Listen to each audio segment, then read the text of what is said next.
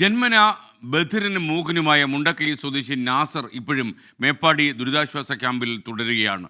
സർക്കാർ ഏതെങ്കിലും ഒരു വാടക മുറിയിലേക്ക് മാറ്റിയാലും അവിടെയും നാസർ ഇനി തനിച്ചാകും.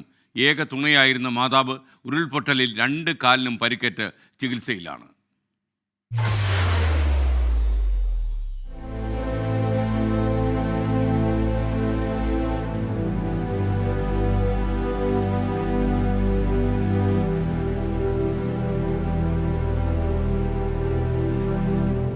ആ കെട്ടരാത്രിയിലെ അനുഭവം കഴിയും വിധം ആംഗ്യത്തിലൂടെ പ്രതിഫലിപ്പിക്കുകയാണ് മുണ്ടക്കൈ സ്വദേശി നാസർ.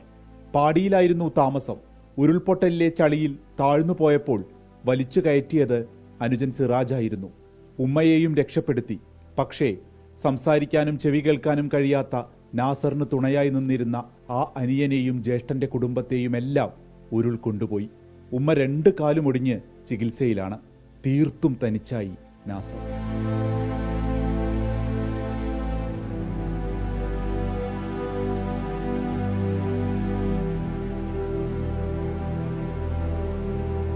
കഴിഞ്ഞ ആഴ്ച വന്നപ്പോൾ നാസറിൻ്റെ ക്യാമ്പിലും റൂമിലും ഫുൾ ആളുകളാണ്.